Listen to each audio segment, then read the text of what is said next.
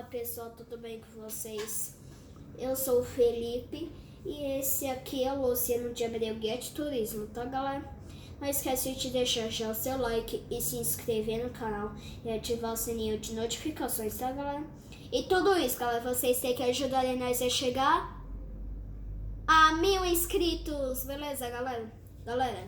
Então, hoje a gente tá fazendo mais um vídeo na quinta, tá galera?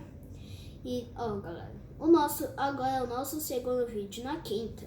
A gente vai falar sobre a revisão de história. Não é sobre a revisão de geografia do quarto não, galera. É a revisão de história do quinto ano.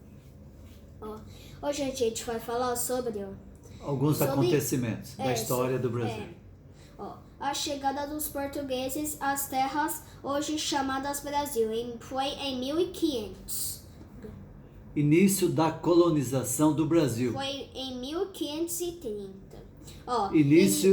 Eu falo, você fala a data. Início da exploração do trabalho dos africanos escravizados. 1538. Mudança da família real e da corte portuguesa para o Brasil. 1808. Declaração da independência política do Brasil em relação a Portugal. 1822. E promulgação da primeira Constituição do Brasil. E é em 1824. Galera, agora a gente vai discutir um pouco sobre isso daí. Essas datas. A gente vai discutir um pouco sobre essas datas. Bom, vamos pegar lá do início da chegada das primeiras caravelas que chegaram lá na Bahia, perto de Porto Seguro, no sul da Bahia. Espera um pouco. Galera, hoje eu só vou dar uma parada e eu já volto, tá, galera? Enquanto isso, o corrente continua trocando uma ideia. Enquanto isso, o Luciano de Abreu, Guia de Turismo, ele continua falando, tá, okay. Tá, galera? Ele vai lá no banheiro. Bom, pessoal, em 1500, que é quando tudo começou.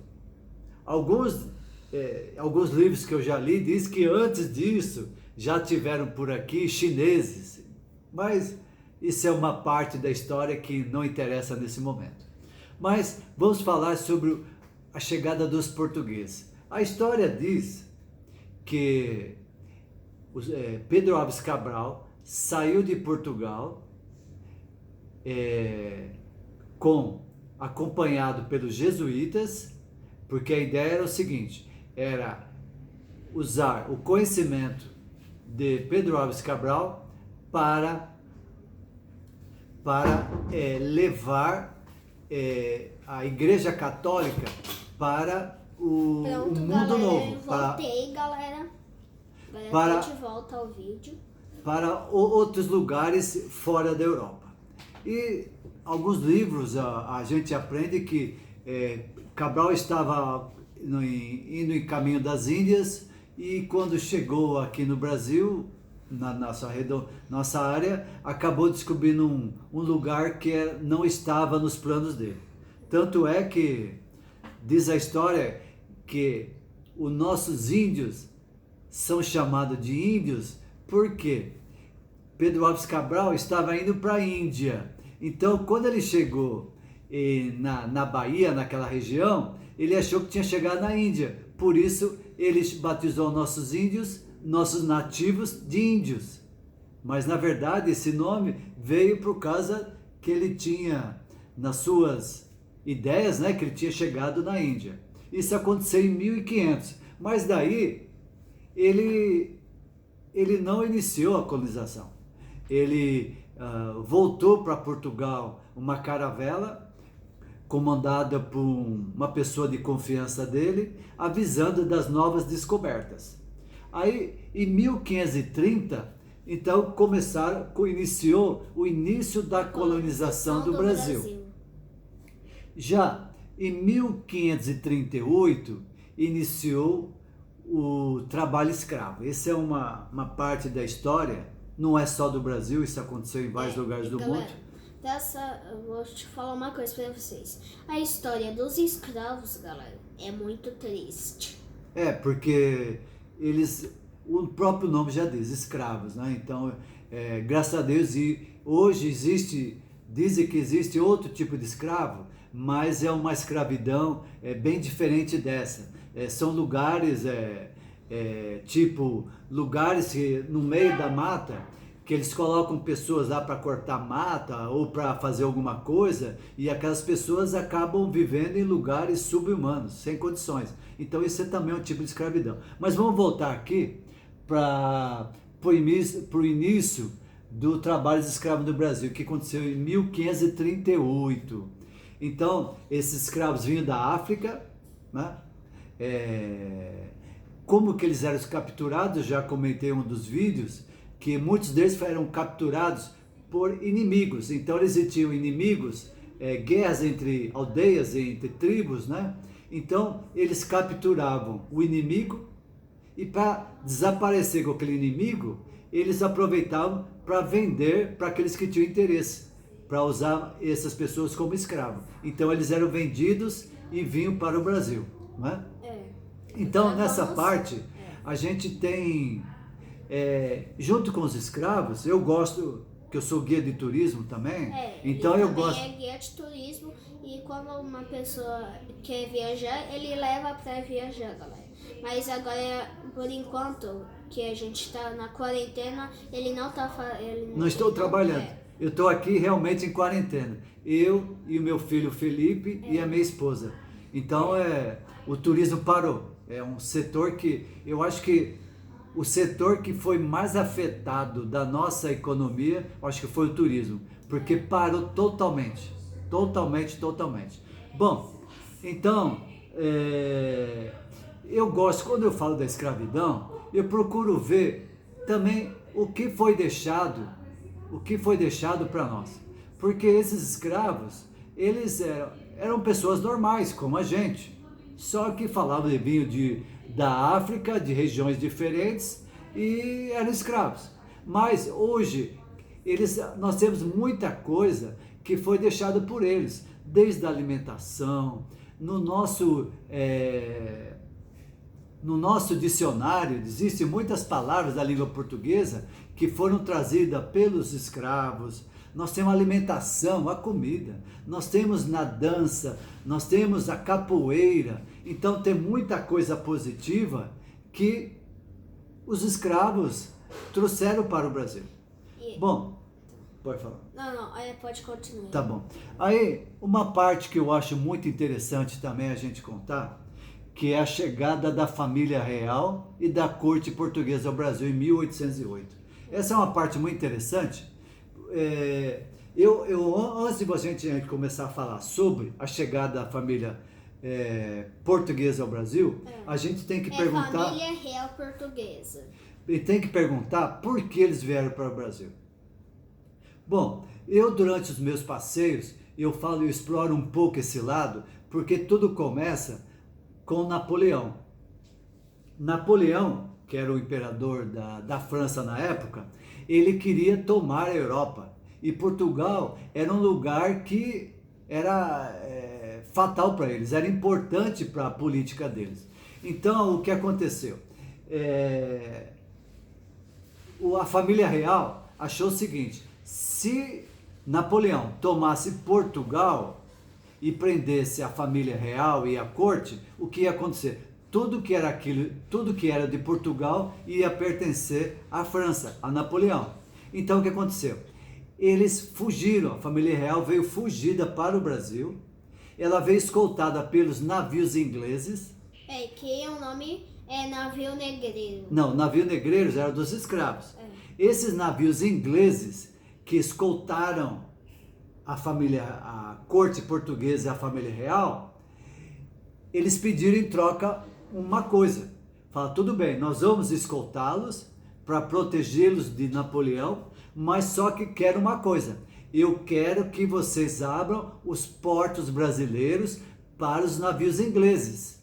Lembra que eu contei para vocês que houve uma época que os ingleses queriam acabar com a escravidão porque queria que essas pessoas faturassem dinheiro para consumir produtos ingleses? Então foi isso. Então, até então, só podia atracar no Brasil navios portugueses ou navios autorizados por eles.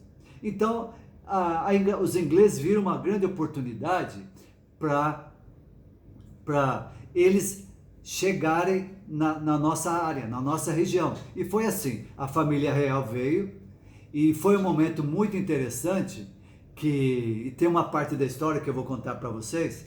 A parte diz o seguinte: na viagem, quando veio a família real para o Brasil, era uma viagem longa, não era uma viagem assim de 2, 3 dias, era uma viagem de meses. E quando eles chegaram, durante a viagem, as mulheres pegaram piolho. Acredita? Aquelas mulheres com aquele cabelão cheio de piolho, o que elas fizeram para combater o piolho? Cortaram o cabelo bem curtinho.